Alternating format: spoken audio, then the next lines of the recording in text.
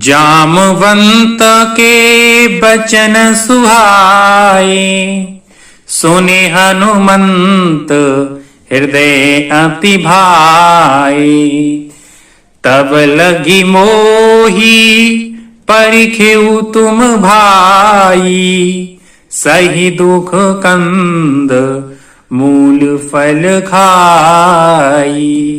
अब जामवंत जी ने जैसे ही हनुमान जी महाराज को वचन कहे, उन्होंने बातें बताई, उनकी शक्तियों को याद दिलाया, तो हनुमंत लाल को उनकी बातें, उनकी जो वचन थे वो बहुत भाने लगे और उनकी जो शक्तियां थी जो वो भूल चुके थे उनको वो सब याद आ गई। तो क्या कह रहे हैं कि जामवंत के सुंदर वचन सुनकर हनुमान जी के हृदय को बहुत भाई। जो जामवंत जी ने जो हनुमान जी महाराज को जो वचन कहे वो अब हनुमंत लाल को बहुत भाई।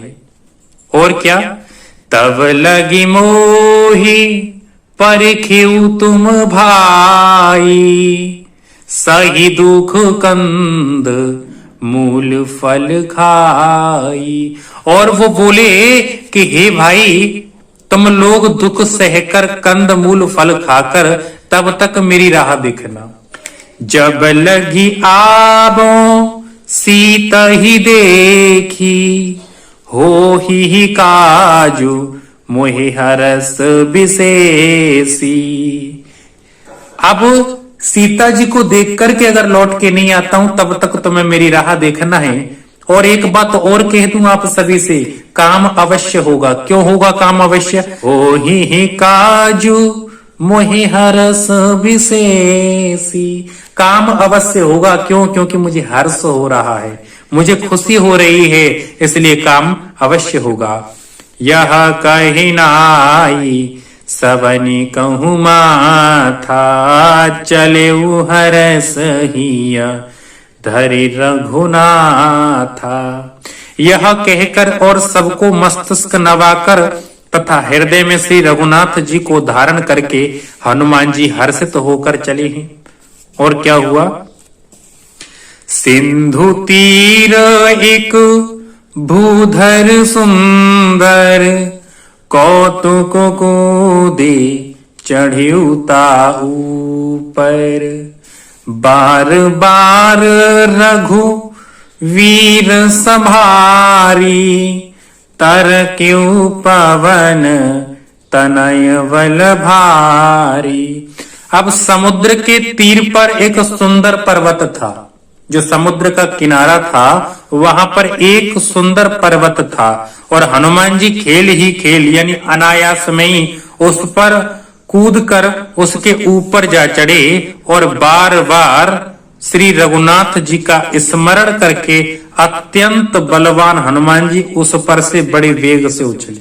जेई गिरी चारण देई हनुमंता, चले सोगापा ताल तुरंता।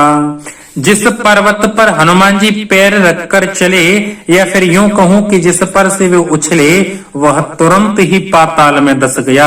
इतने बलशाली हैं हनुमंत लाल और इनके बल की तुलना भी नहीं कर सकते या तुलनीय है इनमें बल। बोलो श्री रामचंद्र की जय। जिमी अमोघ रघुपति करवाना, एही भांति चलियो हनुमान। जिस पर्वत पर पैर रखकर हनुमान जी चले, जिस पर से वे उछले, वह तुरंत ही पाताल में धस गया। और जैसे श्री रघुनाथ जी का अमोघ बाण चलता है उसी तरह हनुमान जी चले। जैसे श्री रघुनाथ जी का अमोघ बाण चलता है वैसे ही हनुमंत लाल चले हैं। और क्या, जल निधि रघुपति दूत विचारी, तै में नाक हुई श्रम हारी।